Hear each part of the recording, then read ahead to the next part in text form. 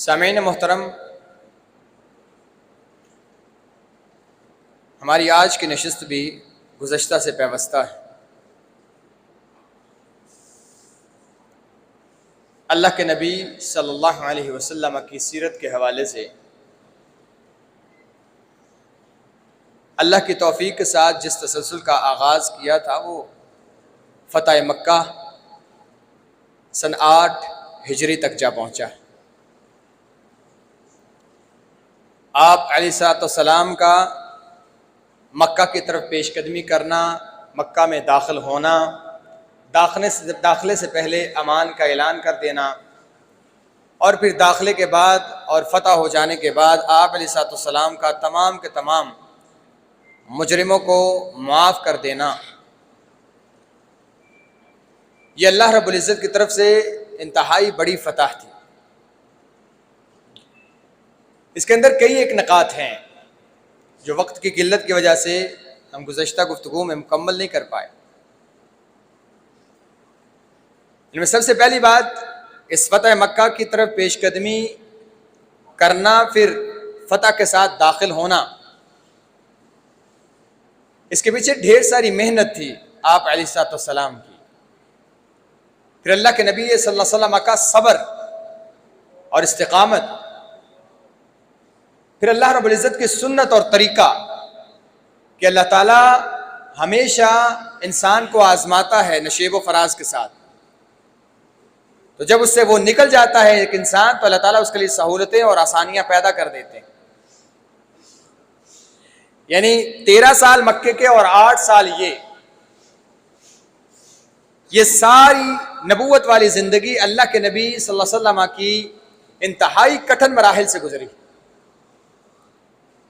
13 سال وہاں رہ کے ان تکالیف کو برداشت کرنا، ان پر صبر کرنا، وہ الفاظ سن کے خاموش رہ جانا جو کسی بھی شریف آدمی کے لیے بولے نہیں جا سکتے، ایسی ایسی حرکات کو نظر انداز کر دینا جس سے ایک انسان کی ذہنی تناؤ میں اضافہ ہوتا ہے، یا ایسے ایسے تھریٹ اور ایسی ایسی دھمکیوں کے ساتھ گھر سے باہر نکلنا اور اللہ کے دین کے لیے اور اللہ تعالیٰ کے دین کی تبلیغ کے لیے کوشاں رہنا، اور پھر اللہ کے نبی علیہ السلام کا ہر جگہ پر باوجود اس کے کہ آپ جانتے ہیں یہاں پہ فلاں فلاں بندہ ایسا ہے جو اس دین کے مخالف ہے اور میں بات شروع کروں گا تو میرے مخالف وہ بات کرے گا، اس کے باوجود اللہ کے دین کے لیے ہمیشہ اپنی جان سے زیادہ اللہ کے دین سے محبت کا اظہار کرنا، اور پھر اس پر استقامت اور بہادری کے ساتھ ڈٹے رہنا، یہ 13 سال کا عرصہ، حتیٰ کہ اللہ کے نبی علیہ السلام کا یہاں سے مجبور کر کے یہاں سے نکال دیا جانا، پھر پوری حکمت عملی کے ساتھ اللہ کے نبی صلی اللہ علیہ وسلم کا 8 سال مدینہ میں گزارنا اور معاہدے کے تحت انہی مشرکین مکہ کے خلاف کوئی اقدام نہ کرنا، یہ اللہ کے نبی علیہ السلام کی استقامت کے پہاڑ ہونے کی دلیل۔ اور یہاں سے یہ بھی بات پتہ چلتی ہے کہ اللہ تعالیٰ اگر اپنے نبی کو ان معاملات میں، حالانکہ اللہ تعالیٰ چاہے تو مکہ کے اندر پہلے 5 سال 10 سالوں کے یا 13 سالوں کے بعد فرشتوں کو نازل کرتا، ان لوگوں کو تباہ و برباد کر دیتا، یا اللہ کے نبی صلی اللہ علیہ وسلم پر ایمان لانے والے ایسے لوگ اور اتنے لوگ ہو جاتے جو ان لوگوں کا مقابلہ کر لیتے، لیکن نہیں، ایسا نہیں ہوا۔ یہ دنیا والوں کے لیے ایک نمونہ تھا کہ ایسے بڑے مقصد کے لیے یہ چھوٹے چھوٹے معاملات یا بڑے بڑے معاملات اور وقت یہ درکار ہوتا ہے، اس کے لیے صبر کرنا، استقامت کے ساتھ کام کرنا، یہ انبیاء کی سنت ہوا کرتی ہے، اور پھر آزمائش سے نکالنا یہ اللہ کی سنت ہے۔ تو کبھی بھی آپ کا ہدف اگر جنت ہے، آپ کا ہدف اگر اللہ کے رسول صلی اللہ علیہ وسلم کے جھنڈے کے نیچے جمع ہونا ہے، اگر ایک انسان کا ہدف اللہ کے ہاں کامیابی ہے، اگر ایک انسان کا ہدف آپ صلی اللہ علیہ وسلم کے ساتھ جنت میں ہونا ہے، ایک انسان کا ہدف جہنم سے نجات کا ہے، تو یقین مانے یہ ہدف انتہائی بڑا ہے۔ اس ہدف کے لیے قیامت تک یا ایک انسان کی اپنی زندگی تک، قیامت تک آنے والے جتنے بھی لوگ ہیں ان کے لیے اللہ کے نبی صلی اللہ علیہ وسلم کی زندگی بہترین نمونہ ہے، اور زندگی کے آخری ایام تک آج سے کمر بستہ ہو جائیں کہ آپ کی زندگی میں تانے بھی ہوں گے، تشنی بھی ہوگی، تش لہجے بھی ہوں گے، سخت جملے بھی ہوں گے، آپ کو کئی ایک چیلنجز کا سامنا ہوگا، آپ کو معاشرے میں عزت نہیں دی جائے گی، آپ کو معاشرے میں پوچھے گا کوئی نہیں، آپ کو معاشرے میں ایسے ایسے جملوں اور ایسے ایسے الفاظ کے ساتھ نوازا جائے گا جس سے ایک انسان شکستہ دل ہو کے واپس گھر لوٹتا ہے لیکن یقین مانیے جب کبھی آپ کو ایسے تانوں کا، ایسے جملوں کا، ایسے معاملات کا سامنا رہے اور دین پر چلتے ہوئے، دین پر عمل کرتے ہوئے، دین کی تبلیغ اور دین کی ترویج کے لیے، دین کی خاطر کام کرتے ہوئے ایسے معاملات کا سامنا ہو، تو اللہ کے نبی صلی اللہ علیہ وسلم کی زندگی کا مطالعہ کر لیجیے اور اللہ کے نبی صلی اللہ علیہ وسلم کی اس حدیث کو یاد کر لیجیے گا کہ جتنا مجھے اللہ کے دین کے بارے میں ڈرایا گیا ہے اتنا کسی کو نہیں ڈرایا گیا، اور جتنی تکلیفیں مجھے اللہ کے دین کے بارے میں آئی ہیں کسی نبی کو بھی نہیں ایسی تکلیفیں آئیں۔ تو جب اللہ تعالیٰ اپنے نبی کو آزما رہا، یعنی وہ جسم جو اللہ کے ہاں سب سے، پوری کائنات سے افضل ترین ہے، پاکیزہ ترین ہے، اگر اس جسم کے اوپر لگنے والے پتھروں سے لہو نکل کے اس کے جوتوں میں جم جاتا ہے، یقین مانے آپ کی تو حیثیت ہی کوئی نہیں۔ اگر وہ چہرہ جو جب آسمان کی طرف اٹھے تو اللہ تعالیٰ فرماتے ہیں میں نے تیرے چہرے کو دیکھ لیا ہے اور قبلہ بدل دیا ہے، جہاں تو چاہتا ہے وہاں منہ کر لے، اس چہرے کے اوپر زخم لگ سکتے ہیں اور آپ کی ربائی ٹوٹ سکتی ہے، میں اور آپ تو بات ہی کوئی نہیں ہے، میری اور آپ کے کیا معاملہ۔ اگر وہ ذات جو اللہ کے نبی صلی اللہ علیہ وسلم مسکرائیں تو صحابہ کے دل باغ باغ ہو جائیں، اگر ان کو دین کے معاملات میں، شریعت کے معاملات میں، یا آپ کے ویسے جیسے اللہ تعالیٰ فرماتے ہیں ہم ان لوگوں کو آزماتے ہیں، کبھی مال سے، کبھی اولاد سے، کبھی عزت سے، کسی بھی طریقے سے، اگر اس کے ساری اولاد اس کی زندگی میں سوائے فاطمہ کے فوت ہو جاتی ہے، میں اور آپ تو کچھ بھی نہیں۔ اگر ہمیں ان آزمائش کا سامنا ہے تو ہمیں اللہ کے نبی صلی اللہ علیہ وسلم کی زندگی کا مطالعہ کرنا چاہیے۔ پھر ان سارے چیلنجز کا سامنا کر لینے کے بعد یہ فاتح جب اسی جگہ پر دوبارہ واپس آتا ہے تو عاجزی اور انکساری کا عالم یہ ہے کہ آپ کی داڑھی مبارک اس پلان کے ساتھ لگ رہی ہے جو سواری کے اوپر ہے، جھکے ہوئے، مٹے ہوئے، اللہ تیرا، الحمدللہ الذی صدق وعدہ وانجز وعدہ، اس ذات کی تعریفیں ہیں جس نے اپنے وعدے کو سچ کیا۔ تو نے وعدہ کیا تھا کہ تیری مدد کروں گا، تو نے کر دی، نصر عبدہ، بندے کی مدد کر دی، اس نے سارے لشکروں کو شکست دی، تو نے اپنے وعدے کو پورا کیا ہے۔ میں بندہ کون ہوتا ہوں، میری کیا اوقات ہے تیرے رزق، تو خالق ہے، میں تیرا بندہ ہوں، میں عاجز ہوں، تو نہ کرتا تو کیسے ہوتا، یہ اسباق ہے سیرت۔ پھر داخل ہونے کے ساتھ چند ایک لوگ جن کا خون حلال کیا گیا تھا، اور یقین مانے ان میں 80% لوگ وہ تھے جن کا تعلق اس قانون کے ساتھ تھا جو قانون اللہ نے بنایا کہ میرے نبی کو تکلیف نہیں دینی اور اس کی حرمت کا خیال کرنا ہے۔ اس حرمت کے قانون کے اوپر عمل کرنے کے لیے اللہ کے نبی صلی اللہ علیہ وسلم نے ان کے خون کو حلال کیا کہ ان کو قتل کر دو۔ وہ سارے کے سارے اللہ کے نبی صلی اللہ علیہ وسلم کی توہین کے مرتکب ہوئے، ان کو حکم دیا کہ قتل کر دو۔ ان میں سے کتنوں کو معاف کر دیا، نے کہا جاؤ معاف کیا۔ جن کو قتل کیا گیا ان میں سے بھی 3 وہ تھے جو اللہ کے نبی صلی اللہ علیہ وسلم کی توہین کرنے میں اور آپ کے خلاف اشعار کہنے میں ملوث تھے، اور 2 قصاصاً قتل کیے گئے، ایک مرتد ہو گیا تھا، دوسرے نے کسی کو قتل کیا تھا اور آپ صلی اللہ علیہ وسلم نے اس کا بدلہ لیا۔ اس کے علاوہ ہر وہ انسان جو آپ پر آوازیں کستا تھا، ہر وہ انسان جو آپ کے لیے عبادت کو مشکل بنا رہا تھا، ہر وہ انسان جو آپ کی تعلیم اور آپ کے قرآن کے لیے آڑے آ رہا تھا، ہر وہ انسان جو آپ کے اوپر کبھی چادر پھینکتا، کبھی غلاظت پھینکتا، کبھی آپ کے گلے میں چاپ دیتا، ہر وہ انسان جس نے ہاتھا پائی کرنے میں بھی اپنے آپ کو ملوث کیا، ہر وہ انسان جس نے بات اور زبان درازی میں ہر کسی قسم کے معاملات میں جو انسان سامنے کھڑا تھا، اللہ کے نبی نے کہا سب کو معاف کر، جو سب کو معاف۔ یہاں سے یہ بھی پتا چلتا ہے کہ معاف کرنا سیکھیں، یہ اللہ کے نبی صلی اللہ علیہ وسلم کی سنت ہے، طریقہ ہے، اور اللہ تعالیٰ کا وعدہ ہے کہ تمہیں معاف کروں گا، لیکن شرط کیا ہے؟ اگر تم چاہتے ہو کہ اللہ ہمیں معاف کرے، لوگوں کو معاف کرنا سیکھو۔ تم مخلوق ہو کے ایک مخلوق کو معاف نہیں کر سکتے، یعنی مخلوق ہے، دونوں انسان ہیں، دونوں مخلوق ہیں، اس نے اس کا حق مار لیا، اس کے ساتھ کچھ زیادتی ہو گئی تو مخلوق کی مخلوق کے ساتھ ہی زیادتی ہے نا۔ جب مخلوق خالق کی نافرمانی کرے، یہ کتنا بڑا گناہ ہے۔ تو یہ مخلوق یہ سوچ رہی ہے کہ مجھے خالق معاف کر دے، حالانکہ خود مخلوق کا گناہ معاف نہیں کرنا چاہتا۔ یہ کیسے؟ کیا تم پسند نہیں کرتے کہ اللہ تمہیں معاف کرے؟ جی آپ پسند کرتے ہیں، ہاں تو لوگوں کو معاف کیا کرو، ہو جاتی ہے غلطیاں انسان سے، جگرا بڑا کرو۔ امی عائشہ رضی اللہ عنہا فرماتی ہیں اللہ کے نبی صلی اللہ علیہ وسلم کی پوری زندگی آپ نے اپنی ذات کی وجہ سے کبھی کسی سے بدلہ نہیں لیا، اپنا ہاتھ اس لیے کہ مجھے آپ نے کبھی نہیں, کبھی بھی نہیں. یہ سیرت کا پہلو ہے.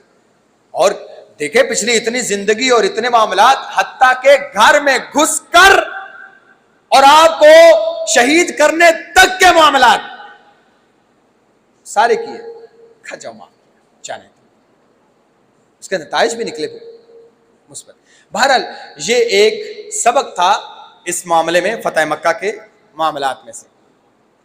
پھر ایک اور بات اصل میں موقع پر کرنی چاہیے تھی, سیرت کے عنوان کے اس حوالے سے, اور وقت کی قلت کی وجہ سے شاید میرا دھیان بھی نہیں گیا. کرنی تب چاہیے تھی, لیکن میں اس بات کو دوبارہ نہیں چھیڑتا, خوشی کے معاملات کو یا ان معاملات کو نہیں چھیڑتا. لیکن جو چیزیں گردش کر رہی ہیں دین کے اعتبار سے, ایسی چیزوں کو ثابت کرنے کے اعتبار سے, صرف دو چیزیں عرض کروں گا. یہ بات یاد رکھیں, پلے باندھ لیں, دلائل ہر انسان کے پاس ہیں. آپ یہودیزم کا مطالعہ کریں تو قرآن سے دلائل ہیں ان کے پاس.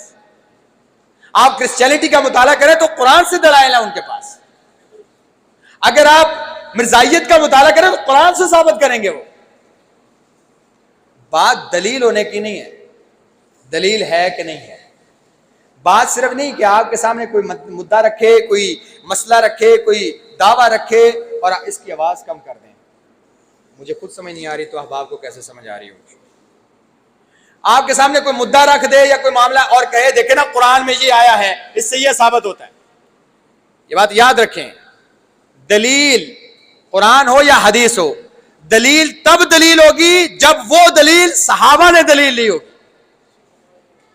یاد رکھیں, قرآن نازل ہوا اللہ کے نبی صلی اللہ علیہ وسلم پر, اس کے جتنے معاملات تھے تشریح کر کے اللہ کے نبی صلی اللہ علیہ وسلم نے صحابہ کو بتا دیا.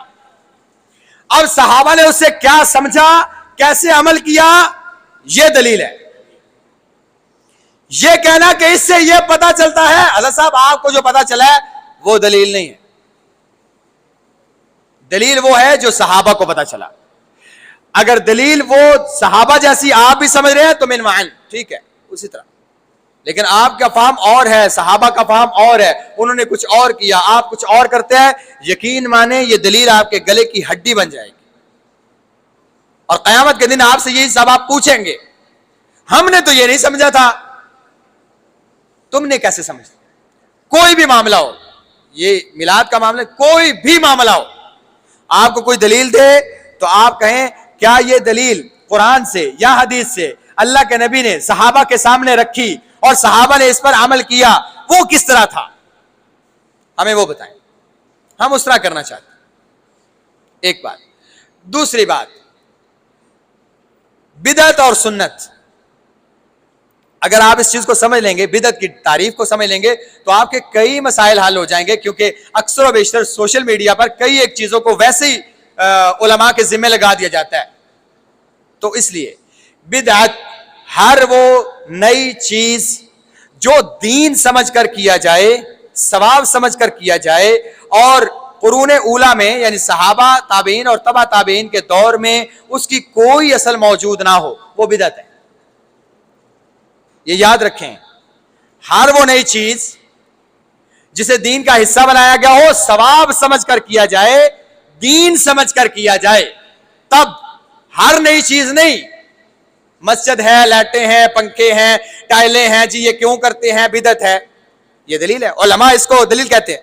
آپ بھی بدعت نہیں تھے, آپ کو بھی قتل کر دینا چاہیے, آپ بھی نئے ہیں, آپ اللہ کے نبی کے دور میں نہیں تھے, آپ کو قتل کر, یہ دلیل ہے. علماء اس طرح گفتگو کرتے ہیں, یہ دلیل ہے, یہ بدعت کی تعریف ہے. اس لیے ہر نئی چیز کا ہونا وہ لغوی طور پر بدعت ہے, کہ ہر نئی چیز کو لغت میں بدعت کہتے ہیں, نئی چیز. لیکن دین کی اصطلاح میں جس بدعت سے منع کیا گیا ہے, وہ بدعت وہ ہے جسے دین میں نہ اللہ کے نبی کا دور, نہ صحابہ تابعین کے دور میں اس کی کوئی وجود نہیں تھا. بعد میں کسی چیز کی کوئی نئی شکل موجود ہے, وہ پہلے نہیں تھی, اسے ثواب سمجھ کے, دین سمجھ کے اب رائج کیا گیا, پہلے نہیں تھا, تو ہم کہیں گے یہ بدعت ہے, کیونکہ اللہ کے نبی نے ایسا نہیں کیا. تو یہ تعریف آپ ذہن میں رکھیں. جب بھی آپ بدعت کی تعریف سنیں اور اس کے مقابلے میں دلائل سنیں, تو آپ کے کئی ایک مسائل حل ہو جائیں گے انشاءاللہ. تو یہ چند ایک باتیں تھی جو کرنا چاہیے تھے. اس کا تعلق چونکہ اس کے ساتھ نہیں ہے, آپ کی آنے والی ساری زندگی کے ساتھ ہے, اس لیے ان باتوں کو میں نے ذکر کر دیا. ایک دلیل وہ جو اللہ کے نبی کے صحابہ نے لی, دوسرا بدعت وہ جو دین سمجھ کر ثواب سمجھ کر کیا جائے اور پہلے اس کا وجود نہ ہو. اللہ کے نبی صلی اللہ علیہ وسلم یہاں مکے میں عام معافی کا اعلان کر چکے ہیں. چند لوگوں کے قتل کا حکم دیا ہے, ان کو قتل کیا جا چکا ہے.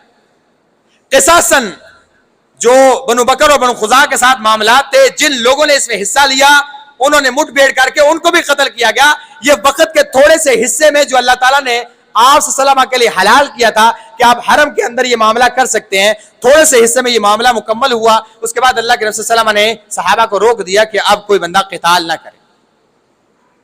اس کے بعد اللہ کے نبی صلی اللہ علیہ وسلم نے تمام لوگوں کو جمع کیا, ایک خطبہ ارشاد فرمایا. ظہر کی نماز کے بعد آپ نے ایک خطبہ دیا. اس خطبے میں آپ صلی اللہ علیہ وسلم نے حقوق کا تعین کیا, کئی ایک سزاؤں کا اور کئی ایک حدود کا بیان کیا, اور کئی صحابہ نے, جیسے ابو شاہ کے بارے میں آتا ہے, یہ یمنی نوجوان تھا, اس نے کہا یا رسول اللہ مجھے یہ خطبہ لکھ کر دیا جائے. تو آپ صلی اللہ علیہ وسلم نے حکم دیا اکتبوا لابی شاہ, ابو شاہ کو یہ لکھ کے دیا جائے. چند ایک نوجوان جنہوں میں مسلمان ہونے آئے تھے, ان مسلمان ہونے والے نوجوانوں میں کئی ایک لوگوں کا ذکر کر دیا گیا ہے. ان میں آپ صلی اللہ علیہ وسلم کا ایک دوست بھی آیا تھا, اس کا نام ابو صائب الصائب ابن ابی صائب تھا. جب یہ قریب آیا تو حضرت عثمان کھڑے ہوئے کہا یا رسول اللہ یہ بندہ کہاں, رہنے دو, اس کو میں جانتا ہوں, یہ بڑا شریف الناس آدمی ہے, بڑا عزیز دوست ہے میرا, جاہلیت میں اور یہ کاروبار اکٹھا کیا کرتے تھے. وہاں کے پاس بیٹھا, نے کہا صاحب بڑا ذہین آدمی ہے تو, تیرے اخلاق بڑے اچھے ہیں, تیرا کردار بھی بڑا اچھا ہے, میں نے تجھے بڑا جانچا ہے. اگر یہ تیرے اخلاقیات, تیرے فضائل, تیرے مناقب اور تیری عادات, تیری ذہانت اور فناز کبھی اسلام کے لیے استعمال ہو تو سبحان اللہ مزہ ہی آ جائے. نے کہا رسول اللہ کلمہ پڑھتا ہوں مسلمان ہو جاتا ہوں. یہ بندہ مسلمان ہو گیا. اس کے بعد اللہ کے رسول صلی اللہ علیہ وسلم, یعنی جو لوگ مسلمان ہوئے بڑے بڑے سرداروں میں, آپ صلی اللہ علیہ وسلم بیت اللہ کا طواف کر رہے ہیں. یہاں ایک آدمی ہے فضالہ بن عمیر, یہ بندہ دل میں سوچتا ہے کیوں نہ اللہ کے رسول صلی اللہ علیہ وسلم طواف کر رہے ہیں, ان کو شہید کر دیا جائے. موقع سے غنیمت جانی, دیکھے سارے کے سارے سردار ذلیل ہو گئے, سارے قریشی بھی بیٹھے ہوئے ہیں, اب سارے کے سارے اپنے ہاتھ باندھ کے کھڑے, اور سارے کے سارے ان صحابہ کے سامنے ذلیلوں کی طرح کھڑے ہیں, ان کو کیوں نہ شہید کر دیا جائے. لہٰذا یہ بات دل میں سوچتے سوچتے یہ مطاف کی طرف بڑھتا ہے جہاں آپ صلی اللہ علیہ وسلم طواف کر رہے ہیں. یہ بھی پیچھے ہی ہے کہ اللہ کے رسول ہم رک کے پیچھے دیکھتے اور کہتے ہیں یا فضالہ, اوے فضالہ, کہ میں ڈر گیا. کہا ابھی تم اپنے دل میں کیا بات کر رہے تھے, یعنی مجھے شہید کرنا چاہتے ہو؟ کہا یا رسول اللہ یہ بات تو میں نے اپنے ساتھ اپنے نفس کے ساتھ کی, اللہ تعالیٰ نے جبریل کے ذریعے بتا دیا. آپ صلی اللہ علیہ وسلم نے فضالہ کے سینے پر ہاتھ رکھا اور کہا فضالہ اور کب تک, یہ تم جیسے ذہین لوگ بھی اب تک دین کو قبول نہیں کریں گے, کمال نہیں ہو گیا؟ پھر کہتے اس سے پہلے جب آپ صلی اللہ علیہ وسلم کے پیچھے تھا, میرے نزدیک سب سے زیادہ نفرت والی شخصیت وہ اللہ کے نبی تھی. اللہ کے رسول صلی اللہ علیہ وسلم نے جب ہاتھ رکھا, ہاتھ اٹھانے سے پہلے کائنات کی سب سے محبوب ترین شخصیت اللہ کے نبی تھی. فضالہ مسلمان ہو. اسی طرح آپ صلی اللہ علیہ وسلم کے پاس ایک اور شخص بھی آیا, اور اس کی پیشن گوئی آپ صلی اللہ علیہ وسلم نے صحابہ کے سامنے کر دی. اس کی بیوی ام حکیم یہ آپ صلی اللہ علیہ وسلم کے پاس آئی, کہا یا رسول اللہ میرے خاوند کو امان دے دیں. اس کے قتل کا حکم آپ صلی اللہ علیہ وسلم نے جاری کر دیا تھا, اور یہ یہاں سے بھاگ نکلا تھا یمن کی جانب. جانتے ہیں کون ہے؟ ابو جہل کا بیٹا اکرمہ. آپ صلی اللہ علیہ وسلم نے فرمایا یہ جہاں پہ بھی ملے, بیت اللہ میں ملے, اسے قتل کر دو. یہ یہاں سے چھپتا چھپاتا بھاگتا یمن بھاگ گیا. جب آپ صلی اللہ علیہ وسلم بیت اللہ میں آئے فتح مکہ کے دوران, تو اس کی بیوی ہے ام حکیم, نے کہا یا رسول اللہ صلی اللہ علیہ وسلم اکرمہ کو امان دے دیں, اب یہ مسلمان ہے. آپ نے کہا جاؤ, تم نے کہا تو امان دی, کوئی بات, اور بھائی اکرمہ کو کوئی بندہ قتل نہ کرے, میں نے امان دے دی ہے. اب یہ اس کو ڈھونڈتی یمن کے علاقے میں سفر کرتی ہے اور اس کو ڈھونڈ کے لے آتی ہے.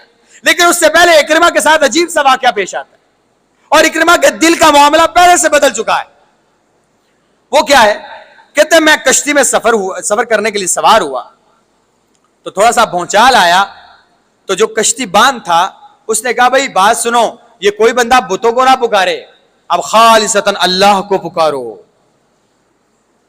اللہ تعالیٰ نے بتایا نا جب یہ کشتیوں میں سفر کرتے ہیں سمندر میں ہوتے ہیں تو اللہ کو پکارتے ہیں, پھر ان کو بت یاد نہیں ہوتے, پھر کوئی کرنے والا نہیں ہوتا, پھر صرف اللہ ہوتا ہے. میں نے کہا بھائی صاحب کیا کہہ رہے ہو؟ کہا صرف اللہ کو پکارو, یہاں سے صرف وہی نجات دے. کہا کیا کہیں؟ کہو لا الہ الا اللہ. کہا اسی کلمے سے وہاں سے بھاگ کے میں یمن آیا ہوں, اور اگر اس کے علاوہ کوئی الہ نہیں ہے اور نجات نہیں دے سکتا تو میں بھاگ کر رہا ہوں. کہتا ہے میں نے دل میں کہا یہاں سے اللہ نے مجھے نجات دینا تو سیدھا جاؤں گا اور اسلام قبول کر لوں. اور رستے میں اس کی بیوی کے ساتھ اس کی ملاقات ہوتی ہے, یہ لے کے اللہ کے نبی صلی اللہ علیہ وسلم کے دربار میں حاضر ہوتی ہے. اس سے پہلے کہ یہ اکرمہ پہنچتا, اللہ کے نبی صحابہ سے کہتے ہیں بھائی بات سنو, سارے ادھر توجہ کرو. جی آپ صلی اللہ. کہا اکرمہ آ رہا ہے, ابو جہل کا بیٹا. اب ابو جہل کے ہمارے ساتھ ڈھیر سارے معاملات رہے, قتل ہوا بدر میں, اس کا داستان اور اس کی تاریخ میں جو داستانیں لکھی ہوئی ہیں اور ہمارے سینوں پر لکھی گئی ہیں وہ الگ بات ہے. اکرمہ آ رہا ہے اسلام قبول کرنے, اس کے باپ کو کوئی بندہ گالی نہ دے, کیونکہ گالی ابو جہل تک تو پہنچنی نہیں, اکرمہ کو بڑی تکلیف ہوگی, لہٰذا اس کو کوئی گالی نہ دے, اس کے باپ کے بارے میں کوئی بات نہ کرے. کہا رسول اللہ نہیں کریں گے. وہ دن ہے اور تاریخ نے دیکھا کہ آپ صلی اللہ علیہ وسلم کی وفات تک اور اکرمہ کی موجودگی تک اور کسی صحابی نے اپنی زندگی تک ابو جہل کو برا بھلا نہیں کہا تاکہ اکرمہ کو تکلیف نہ ہو.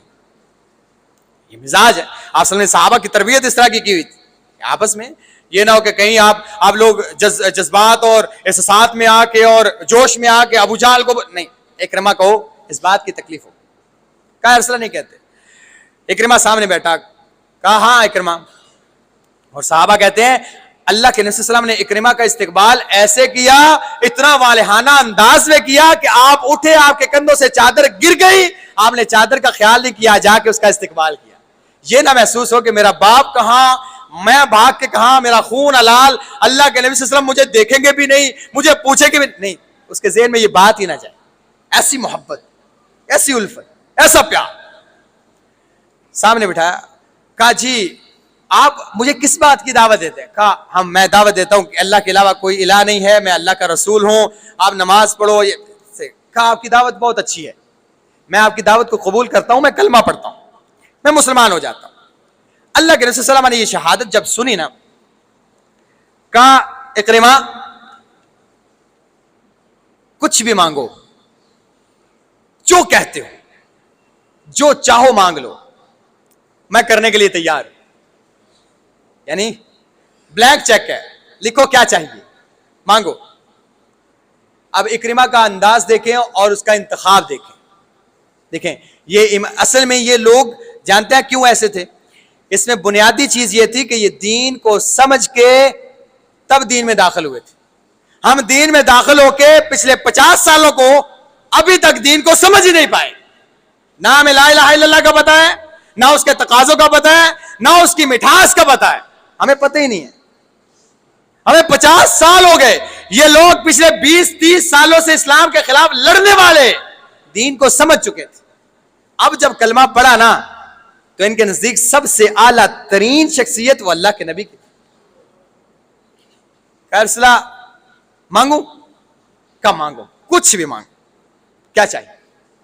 کہ رسول اللہ پھر ہاتھ اٹھائیں تو میرے لیے معافی کی درخواست کر دیں. میں نے آپ کے بارے میں بڑی باتیں کی, جنگوں میں بھی شریک ہوا, آپ کے پیچھے بھی بڑی باتیں کی, گستاخی بھی بڑی کی ہے. یا اللہ ان الفاظ میں آپ نے دعا کرنی ہے. اکرمہ کے پچھلے اگلے سارے گناہ جو میں نے آپ کے بارے میں باتیں کی, جو آپ کے خلاف لڑا, جو اسلام کے خلاف بغاوتیں کی, ہر گناہ میرا معاف کر دے. آپ نے انہی الفاظ میں دعا کرنی. اللہ کے نبی نے ہاتھ اٹھایا, یا اللہ اکرمہ کو معاف کر دے, میرے بارے میں جو باتیں کی وہ بھی معاف کر دے, اسلام کے خلاف جو لڑا وہ بھی معاف کر دے, اللہ اس کے سارے گناہوں کو معاف کر دے. کیوں کہتے ہیں آپ بس یہی مانگنا تھا. آپ نے دعا کر دی, کلیجے ٹھنڈ پڑ گئی, بس یہی مانگنا چاہیے تھا. یہ بات ہوتی جن کے دلوں میں اسلام سرایت کر گیا تھا, جنہوں نے دین کو پہچان لیا تھا, ان کا انداز اور ان کا انتخاب یہ ہوا کرتا ہے. ہمارے ہاں اللہ المستعان کیونکہ ہمیں پچھلے کئی سالوں سے ہم چونکہ بائی برتھ اور پیدائشی طور پر مسلمان ہیں، لہٰذا مسلمان ہونے کے بعد ہم نے کبھی اسلام کا مطالعہ ضروری نہیں سمجھا، اس لیے ہمارے دلوں میں اسلام کی مٹھاس ہے ہی نہیں۔ بہرحال اس کے بعد فتح مکہ والے دن ہی ایک عورت نے جب چوری کی، اور وہ شریف قبیلے تھی، بڑے قبیلے کی تھی عورت، تو وہ آئی اور انہوں نے کہا جی ہاں کیا ہے، اس کا تو ہاتھ کاٹا جائے گا، حد ہے، چور کی سزا ہاتھ کاٹنا، اب کیا کیا جائے؟ کہا جی حد ہے لگے گی، کیا کیا جائے؟ کہا نہیں ایسے تو نہیں نا، اب مکے کے لوگ ہیں تھوڑا سا، کہا اسامہ کے پاس جاؤ، اللہ کے نبی صلی اللہ علیہ وسلم کو سب سے زیادہ عزیز جو شخص ہے نا، جس کی کوئی بات نہیں ٹالتے، وہ اسامہ ہے، اسامہ سے کہو اللہ کے نبی سے بات کرے، ہماری تو جرت ہے بھائی، ہم اللہ کے نبی سے کہے یا رسول اللہ اس کو معاف کریں، ہماری جرت ہے، ہم نہیں کہتے، آپ کی ہیبت کی وجہ سے۔ وہ اسامہ کے پاس آئے رضی اللہ تعالیٰ، کہا اسامہ اللہ کے نبی صلی اللہ علیہ وسلم کو ذرا سفارش تو کرو۔ اسامہ بچے تھے، کہا یا رسول اللہ صلی اللہ علیہ وسلم یہ عورت ہے نا، یہ بڑی شریف قبیلے کی ہے، غلطی سے چوری ہو گئی ہے، آپ اسے معاف کر دیں، اس کا ہاتھ نہ کاٹیں۔ صحابہ کہتے ہیں اللہ کے نبی صلی اللہ علیہ وسلم کا رنگ سرخ ہو گیا غصے کی وجہ سے، پھر نہیں دیکھا کہ اسامہ ہے، وجہ اللہ کا دین اسامہ سے بھی زیادہ مجھے میری دین سے میری جان سے بھی زیادہ عزیز ہے، یہ تو اسامہ ہے نا، میں نے اپنی جان کو داؤ پر لگا کے میں نے زہر بھی کھایا، میں نے اپنی جان کو جنگوں کے لیے جھونکا بھی، میں نے اپنی جان کو پیش بھی کیا اس دین کے لیے، مجھے آج آ کے کہیں یا رسول اللہ اس دین کے اس قانون کو بدل دیا جائے اور اسامہ کہے اور اپنی محبت کا واسطہ دے؟ نہیں، ایسا نہیں ہوتا، ایسا نہیں ہوتا، کیونکہ اللہ کے نبی صلی اللہ علیہ وسلم کو اسامہ کیا ہزاروں اسامہ ہوتے، اللہ کے دین کو زیادہ ترجیح حاصل تھی، اللہ کی محبت پہلے، دین کی محبت پہلے، اس کے بعد باقی معاملہ، باقی سارے اس کے تابع ہیں۔ بہرحال آپ صلی اللہ علیہ وسلم کا رنگ سرخ ہو گیا، کہا جانتے ہو تم سے پہلی قوموں پر اللہ کے عذاب کیوں آتے تھے؟ اس لیے کہ جب بھی کوئی شریف اور بڑے خاندان کا بندہ چوری کرتا، جرم کرتا، اس پر سزا لاگو ہوتی، کہتے چھوڑ دو جی بڑے گھر کا بندہ ہے، اور جب کوئی غریب پکڑا جاتا خوب حدود کا نفاذ کرتے، پھر اس کو خوب سزا دیتے۔ مجھ سے وہی کروانا چاہتے ہو؟ اور تاریخی جملہ کہا آپ علیہ السلام نے فرمایا لو ان فاطمہ بنت محمد سرقت لقطعت یدها، یہ تو فاطمہ دوسرے قبیلے کی، اس کا نام بھی فاطمہ تھا، یہ تو دوسرے قبیلے کی ہے، میری اپنی بیٹی فاطمہ بنت محمد بھی چوری کرتی اور ثابت ہوتی، میں اس کا ہاتھ کاٹتے ہوئے یہ نہ دیکھتا کہ محمد کی بیٹی، میں اس کا بھی ہاتھ کاٹ دیتا۔ تم بات کرتے ہو اس کی، اللہ کی حدود میں تم سفارشیں کرتے ہو تاکہ اللہ کی حدود کا نفاذ نہ ہو۔ بہرحال اس کے بعد اللہ کے نبی صلی اللہ علیہ وسلم ایک جگہ پر اکٹھے ہوتے ہیں، اور اکٹھے ہونے کے بعد آپ صلی اللہ علیہ وسلم وہ لوگ جو مسلمان ہونا چاہتے ہیں ان سے بیعت لیتے ہیں، ہاتھ پہ ہاتھ رکھتے ہیں، بیعت لیتے ہیں، اور اسی اسلام میں کچھ عورتیں بھی آتی ہیں جو آپ صلی اللہ علیہ وسلم کے ساتھ بیعت کرنا چاہتی ہیں اور اپنا ہاتھ بڑھاتے ہیں، اور آپ صلی اللہ علیہ وسلم انی لا اصافح النساء، میں محمد صلی اللہ علیہ وسلم عورتوں کو کبھی ہاتھ نہیں لگاتے، یعنی غیر محرم عورت سے میں مصافحہ نہیں کرتا، یہ حیا کا عالم ہے، اور یہ سیرت کا سبق بھی ہے، جہاں ہمارے نوجوانوں کو دیکھے کہ کہاں کھڑے ہیں، کہ اللہ کے رسول نے ارشاد فرمایا میں غیر محرم عورت کے ہاتھ کو نہیں چھوتا، وہاں دور کھڑی رہو، میں یہاں پہ بولتا ہوں تم میرے پیچھے بول کے بیعت کرو، بس ساری اکٹھی بولو تمہاری بیعت ہو گئی۔ اس پہ بیعت کس پہ لی؟ کہا تم میرے ساتھ بیعت کرو کہ اللہ کے علاوہ کوئی الہ نہیں، میں اس کا رسول ہوں، تم آئندہ بات چوری نہیں کرو گی، تم زنا نہیں کرو گی۔ ان میں ایک عورت نے کہا یا رسول اللہ اب تزنی الحرہ، کیا آزاد عورت بھی زنا کرتی ہے؟ یعنی کانسیپٹ دیکھیں، آزاد ہو، اپنے گھر والی ہو، اس کا بھائی موجود ہو، اس کا باپ موجود ہو، اس کے گھر میں اس کو آزادی ہو، کیا سوچا جا سکتا ہے کہ وہ بھی زنا کرے؟ شریف آدمی، شریف عورت، یعنی مشرکین ہے، جاہلیت کا دور ہے، لیکن اللہ تعالیٰ نے عقل اتنی سلیم دی ہے کہ زنا کا تصور تک موجود نہیں ہے۔ اور ہمارے ہاں مسلم ہے، زنا کی سزا کا پتہ ہے، شرافت کا پتہ ہے، گھر والوں کو دین کا پتہ ہے، لیکن ایسے رستے آسان کر دیے ہیں کہ نوجوان دیوس بنے پھرتے ہیں اور عورتیں زانیاں۔ اور وہ زمانہ جاہلیت کی مشرک عورت پوچھ رہی ہے اب تسنی الحرہ، یا رسول اللہ یہ جو آپ کہہ رہے ہیں زنا نہیں کرنا، کیا کبھی آزاد عورت نے بھی زنا کیا ہے؟ یہ ہے عقل جب سلیم ہوتی ہے، جب پیدائش ٹھیک ہوتی ہے، جب تربیت ٹھیک ہوتی ہے۔ ہمارے ہاں عجیب سا معیار بن چکا ہے، اور ہمارے ہاں تو زنا کئی ایک معاملات کو دیکھا گیا نا۔ آپ کہتے ہیں اللہ کے نبی صلی اللہ علیہ وسلم نے ارشاد فرمایا جو عورت خوشبو لگا کے باہر نکلتی ہے تاکہ لوگ اس کی طرف متوجہ ہوں اور بازار، تو آپ صلی اللہ علیہ وسلم نے ارشاد فرمایا ہی زانیہ، زانیہ عورت ہے۔ اور یہ تو زانیہ ہے جس گھر سے نکل کے آئی ہے، وہ دیوس ہے، جن کو اتنی حیا نہیں کہ مرد ہو، شوہر ہو، بھائی ہو، باپ ہو، تمہارے اندر مردانگی تھی۔ الرجال قوامون علی النساء، عورت کی سارے معاملات تمہارے ذمے تھے، تم سے عورت کا معاملہ نہیں سنبھلا، تم نے کہا جی خیر ہے جی فلاں ہے، اور وہ عورت زانیہ بھر کے بازار میں پھر رہی ہے۔ یہاں پہ یہ عورت زمانہ جاہلیت کی مشرکہ کہہ رہی ہے اب تزنی الحرہ، یا اصلا کبھی آزار عورت نے بھی زنا کیا ہے جو آپ پوچھ رہے کہ زنا آئندہ نہ کرنا؟ ہم نے کبھی جاہلیت میں نہیں سوچا۔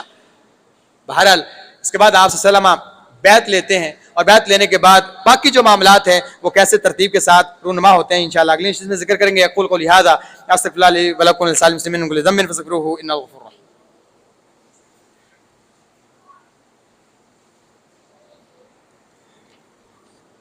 ان الحمد للہ نحمده ونستعینه ونستغفره ونؤمن به ونتوکل علیہ ونعوذ باللہ من شرور انفسنا ومن سیئات اعمالنا من يهده الله فلا مضل له ومن يضلل فلا هادي له، اما بعد فاعوذ باللہ من الشیطان الرجیم من همزه ونفخه ونفثه، بسم اللہ الرحمن الرحیم۔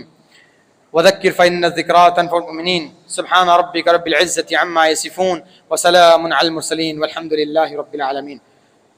احباب گرامی، آپ صلی اللہ علیہ وسلم کی سیرت کے حوالے سے جتنی بھی گفتگو کی جائے، خواہ وہ سردن ہو، تفصیلاً یا اجمالاً ہو، اس کے اندر کئی ایک ایسے جواہرات اور موتی ہیں جس کا ہماری عملی زندگی کے ساتھ تعلق ہوتا ہے۔ اب اگر اسی عورت کی بات کو جو زنا کی بات کر رہی ہے یا ام حکیم کی بات کریں، تو کون سی چیز ایسی تھی جو سپورٹیو ثابت ہوئی؟ یعنی وہ عورت جو مسلمان ہوئی، اپنے خاوند کے بارے میں اس کا معاملہ ایسا ہوا کہ پہلے اللہ کے نبی صلی اللہ علیہ وسلم کے پاس گئی، امان طلب کی، امان لینے کے بعد وہ عورت یہاں سے یمن کا سفر کرتی، کس لیے؟ میں اپنے خاوند کو جہنم سے بچا لوں، اسے اسلام کی طرف راغب کرنا۔ نہیں بھائی، وہ اللہ کے نبی کو میں نے امان لے لیا، آپ نے اسلام قبول کرنا ہے۔ ہمارے معاشرے میں کتنی ایسے مائیں، بہنیں، بیٹیاں ہیں جو اس طرح کا جذبہ رکھتی ہیں، جو اپنے خاوندوں کے لیے، اپنے بھائیوں کے لیے یا اپنے بیٹوں کے لیے اتنی سپورٹیو ثابت ہوتی ہیں، اتنی معاون ثابت ہوتی ہیں۔ نہیں بھائی، دین کے خلاف نہیں، نہیں بھائی اس معاملے میں آپ کے ساتھ کھڑی ہوں، ہم دونوں نے جنت میں بھی اکٹھے ہونا ہے، ہم دونوں کا حساب ہو تو ہم دونوں جنت میں جائیں، خواہ وہ بہن بھائی کی صورت میں، باپ بیٹی کی شکل میں، یا خاوند اور بیوی کی شکل میں، ہم اکٹھے جنت میں جاتے ہیں۔ یہاں کے یہ معاملات، نہیں میں آپ کے ساتھ ہوں، اگر میری وجہ سے آپ کے معاملات، نہیں میں اس معاملے کو چھوڑ دیتی ہوں۔ کتنی سپورٹیو ہے اولاد کے معاملے میں، والدہ کتنی سپورٹیو ہے۔ حالانکہ بعض دفعہ سمجھا جاتا ہے کہ والد تھوڑی سختی کرتے ہیں، لیکن آج کل کی مائیں سامنے دیوار بن کے کھڑی ہیں، نہیں جی کچھ نہیں کہنا، اور 20-25 سال کے بعد وہ ماں بھی بھگت رہی ہوتی ہے، اور خاوند بھی ساتھی نہیں بنتا کہ پچھلے 20 سال سے دیوار بن کے تو کھڑی تھی، اب نہ باپ بنتا ہے، نہ خاوند بنتا ہے اپنا، نہ بیٹا بنتا ہے۔